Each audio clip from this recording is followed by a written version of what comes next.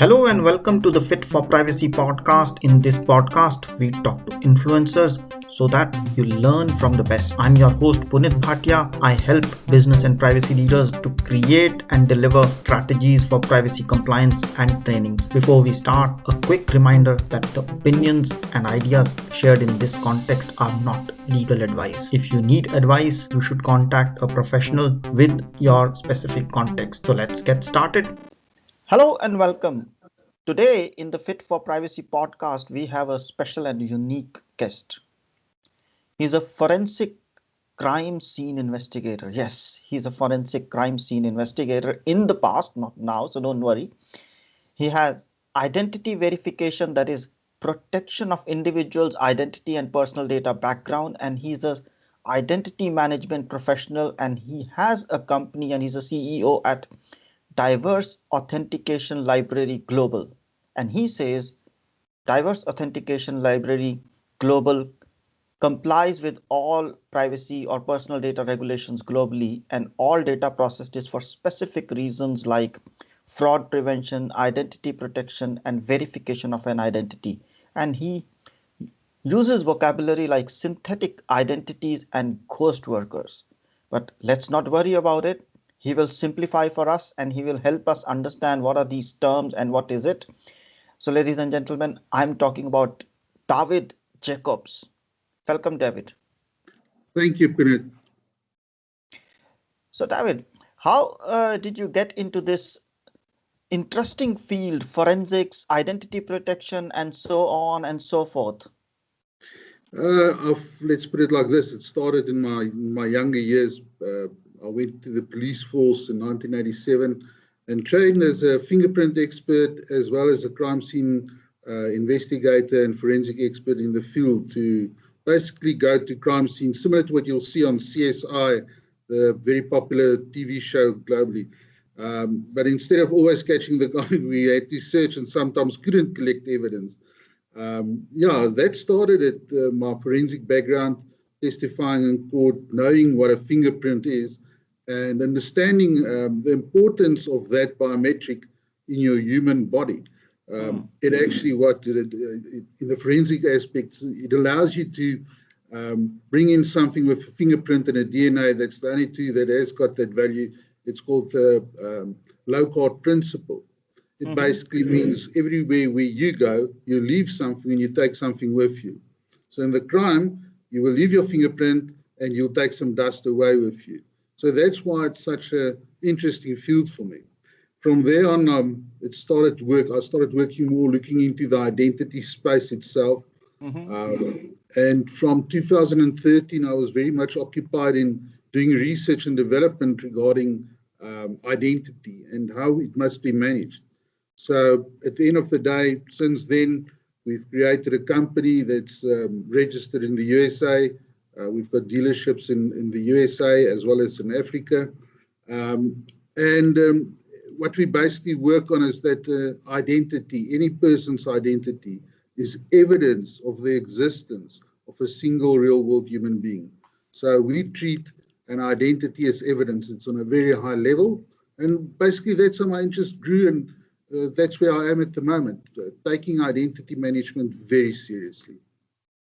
And we all often in privacy talk about security, and in security there's the aspect of protecting identity and making sure it's the right person who's getting access, and also protecting the identity of the person whose data it is. So that's what you mean by identity protection, protecting the data or description of that person who's really behind the data. Is that? Yes. So our system and how it works is you can only onboard onto our system once. So it means that the evidence that you're giving us of that registration, we store in very high security levels on different platforms, including forensic platforms, and then it goes into the self-sovereign identity. But the main thing with that is that the person who registers is the owner of that identity, unless it gets refuted by somebody else. Then we can look at the forensic aspect, who's the real owner of the identity. But the protection layers is obviously at the highest level on different platforms, as I mentioned. And then the security is always protected. We have a redundancy using non-internet connected servers, which means that the data is physically imported into it, and that's for redundancy. If anything happens with the system, we can be up and running within 48 hours again. And that's very important. That's very interesting as well. So how does it relate to privacy in your perspective? Because I see these days when we talk about identity or security or data protection, all these things are somehow intermingled and people tend to confuse them everything as privacy, while these are separate things, and each one, I mean, security is essential for enabling privacy, and then identity management is essential to make sure right people have access to data and data is protected. But how do you see the correlation between identity management and then privacy? How does the one serve the other? Well, in identity management, you must always look at the individual whose identity you're protecting. So that identity doesn't belong to us in our system. It belongs to that person. So we're the custodians in our library of that person's information. And that information is only accessible or verified by that individual. We can't give it out, so it's private. We always protect it. So there's no integration with us, with any other company, providing them with information regarding the individual. If the person needs to be verified, it's just a simple, yes, this is the person, or no, this isn't the person. So the privacy level of the information that we store is at the optimized level. We also don't store anything else related to anything except the identity of the individual. So this is where the privacy is really protected in our system. We don't need to know what your bank account number is or what companies you buy from and all that. We only focus on the identity. And that is the most important thing, to protect that asset at the highest privacy level for that individual. So it's a very much intertwined solution or aspect: identity and security, protection and privacy. That's very well described, and you use the term custodian. That's the right word. The data belongs to somebody. They are the owners. We as a company, whether it's your company, my company, or any other company, we are the custodian of data because they've given us the data to do something with it for the time being, for the service, for the product. So very well put. Exactly. Yes, exactly. Then it's important to understand that no institution and no bank can say they own your identity. No institution, even governments, should own your identity. You are a free person because you're born free, but they can manage you within their borders, but they don't own your identity. That's very important. That's where that self-sovereign identity thing is coming on, although I believe most of the guys involved in that is taking the wrong route with this. In our capacity, we say there's one human being, one master identity on our system, and one digital twin.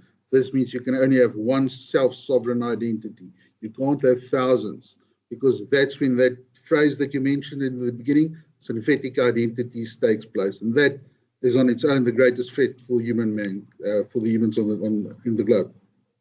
Absolutely. And I think, as you said, the most important word is should.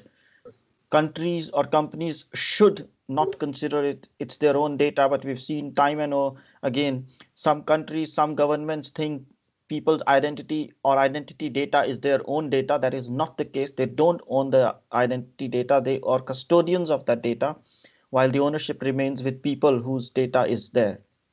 Exactly. So carrying on, I usually ask, what is GDPR for you in one word? I was thinking about that because I've got a lot of words for it. I would say in our environment, it's actually protection. That's how I see it. Yeah, because I see this protection is, and obviously, like I said, I've got a lot of other words. One of them is even hopeful. Hopeful is also a good one. Yeah, because how we see as an identity is evidence. And if your identity is only valuable to you, it's worthless to anybody else. So if they steal it, they can't do anything with it. That's the most important. We need to make identity worthless for everybody else. And GDPR has actually brought in the 8 pillars that's very important. How you process and all that, person's identity or information for that matter. So there's I believe, protection. That's the one thing that it brought to mind for me. Interesting. So you take the identity out and then it's depersonalized data, and then it's no longer relevant? Well, I don't know. Explain what you mean there. I'm just trying to understand.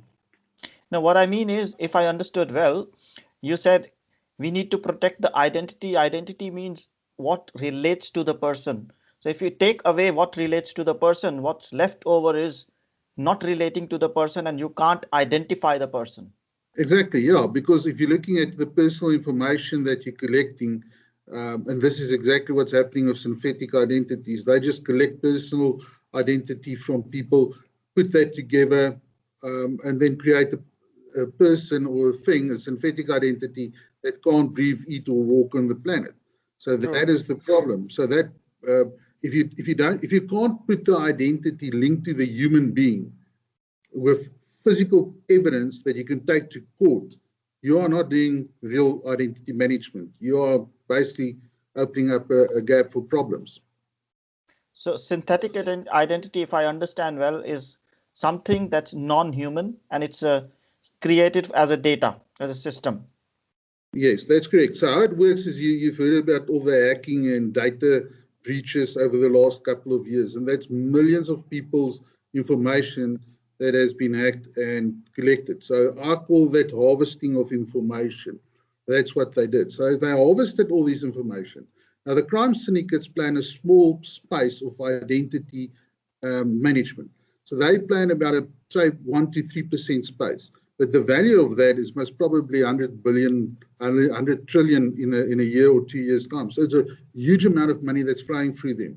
And that's the problem. What they do is they create a synthetic identity by collecting this data, creating then a person. So that what they do is, and this is the natural flow of it, they will open a bank account or register one of these selfie solutions, open up a bank account that allows for those selfie solutions, and then they'll apply for a small loan, $100 or something like that.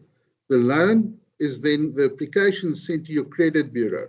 The credit bureau looks at this and sees that they've got no profile of the person, and they send the response back to the bank, no profile, it's a risk.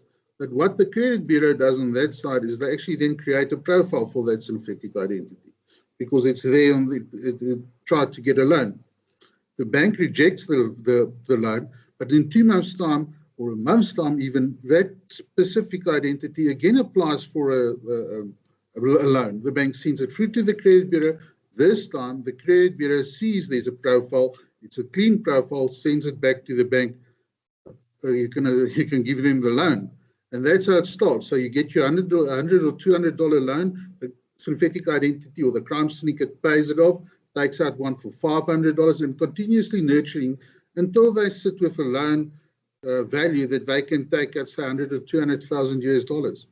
But the problem is it's not just one synthetic identity. It could be 50,000, it could be 100,000 inside the bank. And this is when the problem starts coming into play. They can all commit one Sybil-like attack on the bank, taking out a loan, each of those for $100,000 or $200,000. The bank pays it out, and those guys take the money. The crime syndicates made their money. So they go with the money. There's no way to trace them. There's no link between the synthetic identity and any human. So the bank loses that money.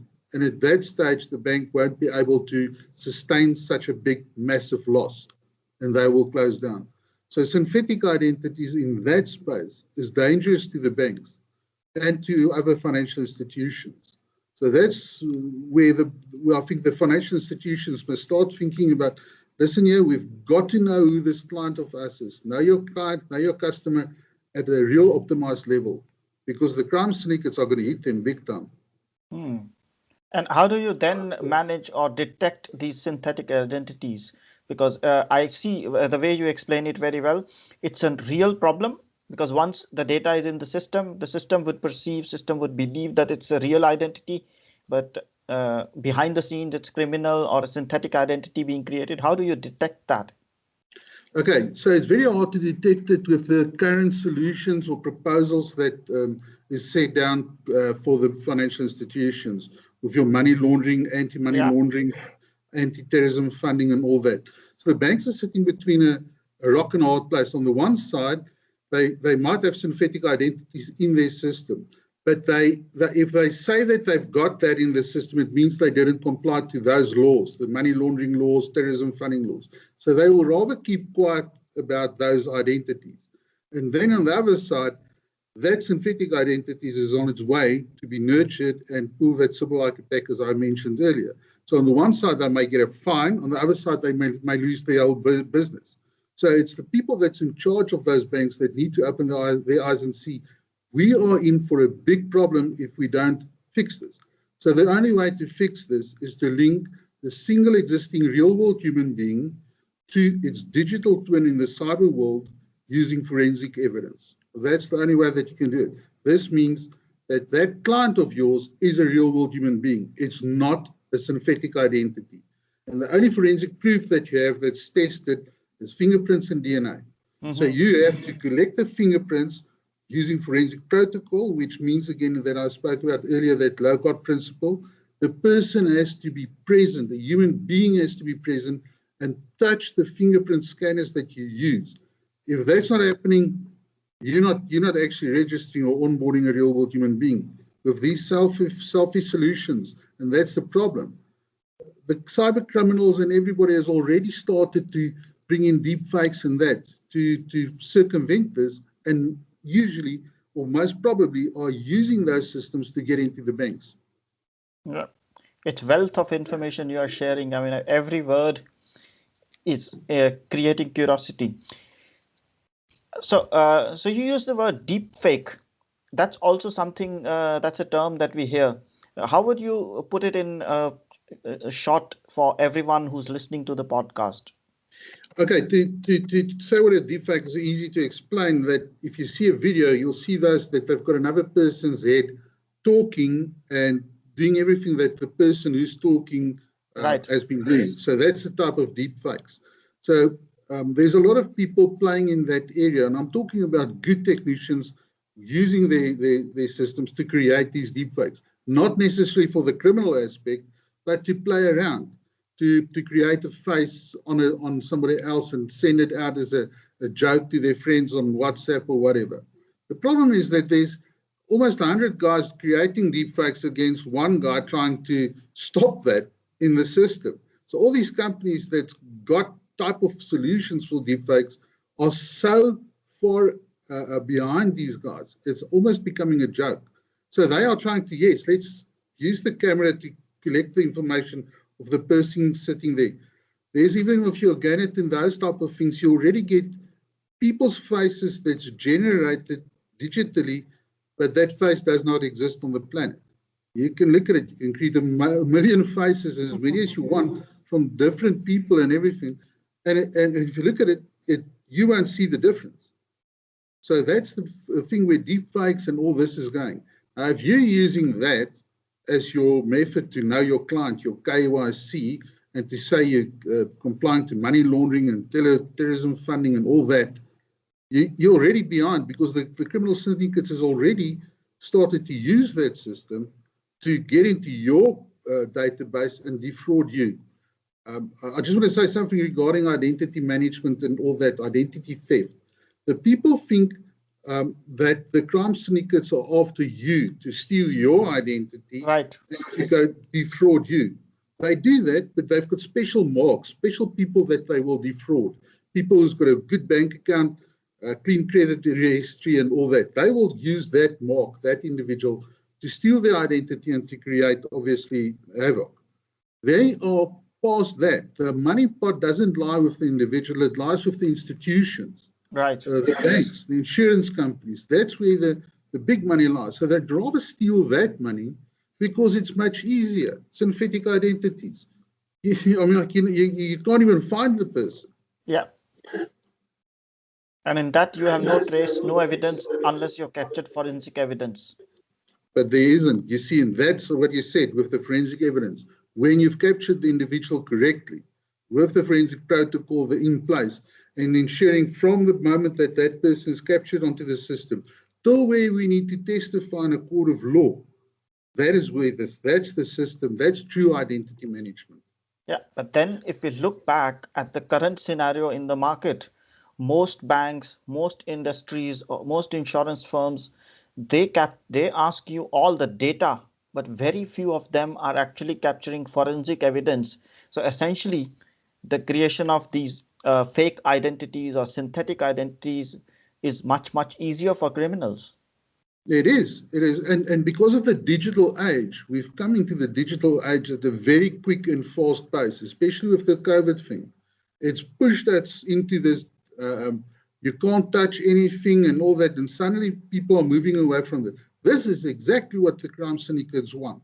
They want you to only register a person taking a facial image or something like that, because it's easy for them to infiltrate you.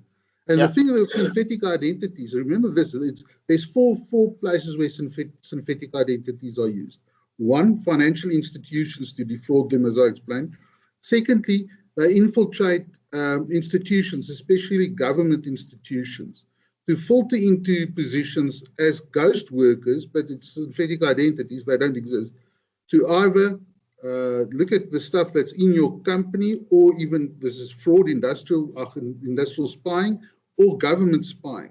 So you're sitting with people that's spying in your company that doesn't even exist. And they are at high level, so they're sending out information to whoever they want.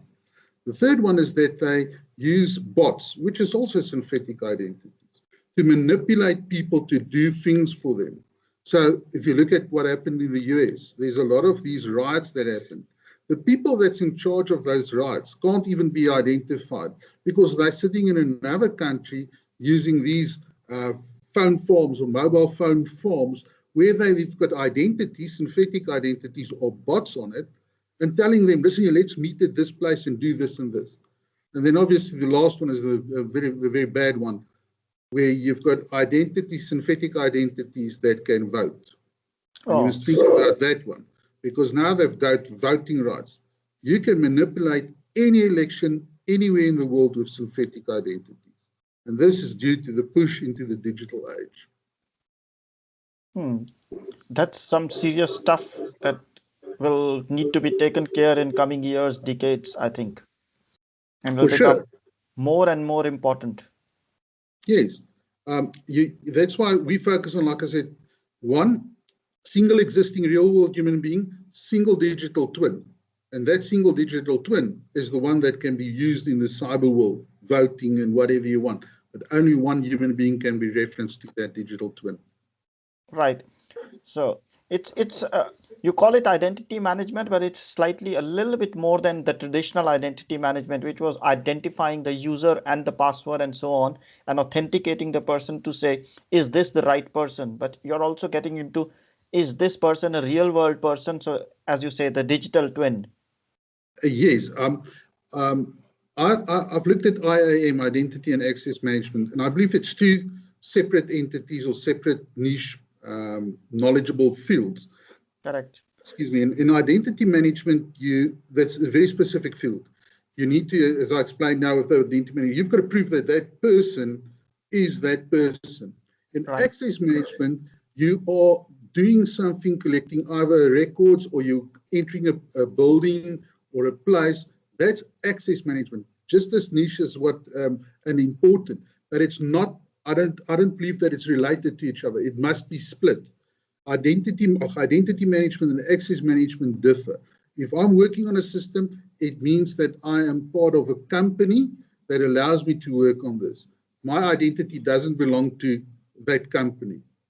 That's again going back to what I said. You own your identity. With access management, they are in control of your identity or your access. You may do this and you may not do that.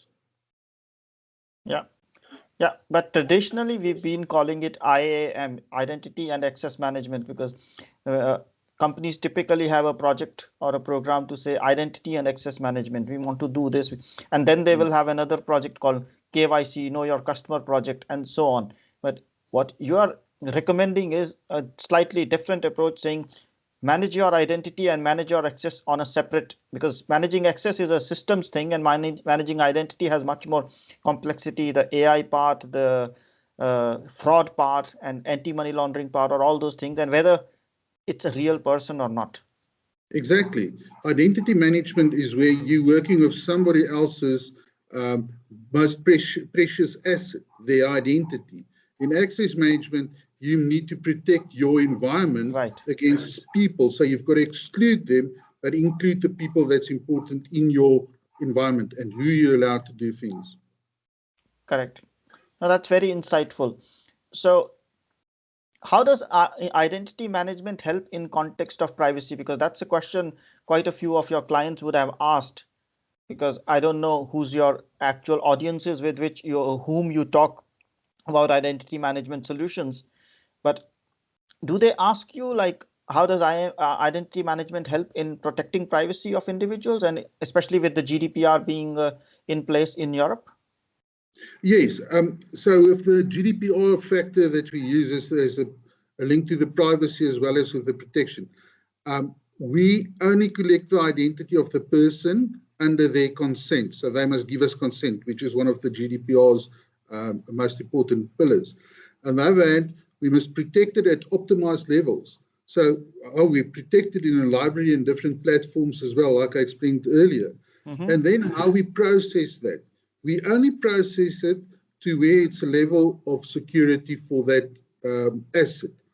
And can we process it any further? No, we don't do that. And that's very important with privacy, that you can't give your or another person's information to anybody else. It's not allowed. So that's very important in privacy. And then you can only do the work with that asset in a specific matter. I can only say, yes, that's the person, or no, that's not the person. So only you can verify yourself against our system. If somebody else tries to verify us, Punit, it means that person is trying to defraud your identity and the system. But what we have on our system is we actually keep that trying to defraud the system in our forensic evidence board. So whenever there's a fraud case, we can present that as evidence. So you can only register once. That's very important. And in the GDPR realm, this is how privacy needs to be protected for an identity, and it's got to be at the optimized level. Makes sense. And then in context of identity management, what are the challenges you are seeing with organizations? You talked about they're thinking traditionally or not thinking of synthetic identities. Do you see any specific challenges in context of implementing identity management? Yeah, I think that there's a lot of good salesmen selling problems to institutions, and these are the guys that's not taking identity management seriously. They don't understand what an identity really is. Most of them are techies that wrote a code, it's applied that into an app, and they're selling that now because that's the alpha and omega.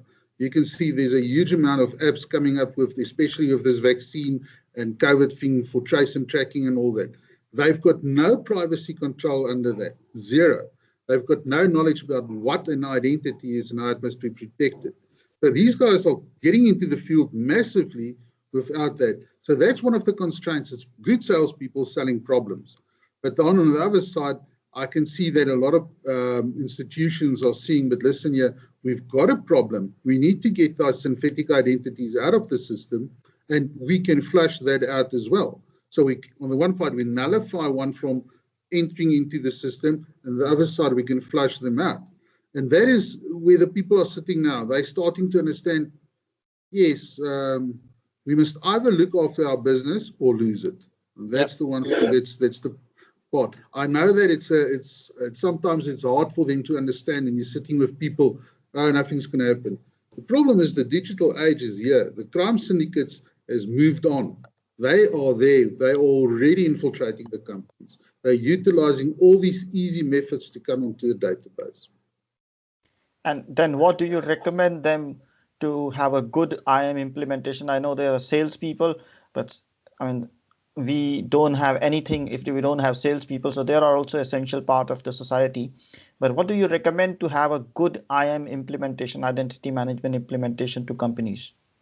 I'm not going to sell our product yet. Of course, I mean, I know the simplest way is to buy your product, but in general, I think that the institutions must start taking identity management seriously. That's very important. You're dealing with somebody else's most valuable asset, because if you haven't got an identity, you've got nothing. You just look at the conflicts in Africa. There's such a huge amount of refugees who's got no identity. And this is something that the people must start taking seriously. identity management can only happen when you are using forensic protocol to ensure that that human being is on our databases or is our client and it's a real human being. When you've got that system in place, that human being can't defraud you and nobody else can defraud him or her. So that's where it starts. You've got to implement something that's rigorous, that's actual true, and can protect your institution. Apart from saying buy our product, that's all that I can say regarding that. No, of course, that's a simpler one, buy your product, but I think it's clear. Focus on identity management, split identity and access management as two separate domains, separate expertise. And within identity management, try to look for synthetic identities, match them with forensic evidence, whatever identities you have, so that you are certain that the quality of identities is real identities and not fake identities. Or what you just said everything right there. I'm gonna use that. Okay, thanks. So it's been a wonderful conversation, and in essence of time, if I may ask you, what's the one final message you would like to give to our audiences in terms of protecting privacy, protecting identity and security and everything? I'd say I'll go back to that custodian part where I say that identity in your system that you have there doesn't belong to you. So you've got to protect it at the very highest level, and you've got to apply all the privacy aspects to ensure that nobody has access to that information or may use it. That's the two things, because the privacy of that identity or personal information, it's not your ownership. It belongs to somebody else. If you get hacked, we've got a data leak, the problem that you've created there for that individual and for the market is massive. And I believe that those institutions which do get hacked and ham it must actually be closed down, because they don't need to be there. They've never taken it seriously. That's the bottom line. Very well said. And if somebody wants to really connect with you, know about your services, products, or have a chat with you, what's the best way for people to connect with you? They can connect on LinkedIn. My profile is there. They can send me a message there. I'm quite active on LinkedIn. Then also, if I can give my email address, that would also be... can I give my email address? Of course you can. Okay. So it's your identity. No, that's fine. It's my business identity, and I've got it protected on my methods. So it's Dawid, Dawid.Jacobs, Jacobs @DAL, DAL-global, global.com. So either LinkedIn, Dawid Jacobs, and or on my email, any one of the two. We can have a chat. No problem. We will put it in the show notes as well. So Dawid, thank you so much for being with us. It was a pleasure to have you. Yeah, the pleasure is actually all mine. Thank you. I really like that last statement of yours. It was really good. It was really nice talking to you, and I hope that people find some kind of value in it. It's a pleasure, Dawid. Thanks a lot, Punit. Thanks for tuning in. I hope you liked this effort. Please do click like, comment and share.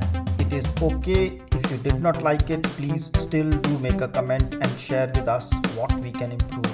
If you have suggestions, ideas for guests, or you want to have your question answered, please email me. My email is info@punitbhatia.com. You can also share this with others, and if you do so while tagging me in, I will personally thank and acknowledge your contribution in coming episodes. Thanks once more, and look forward to seeing you back. Till then, stay safe, stay blessed, and stay happy.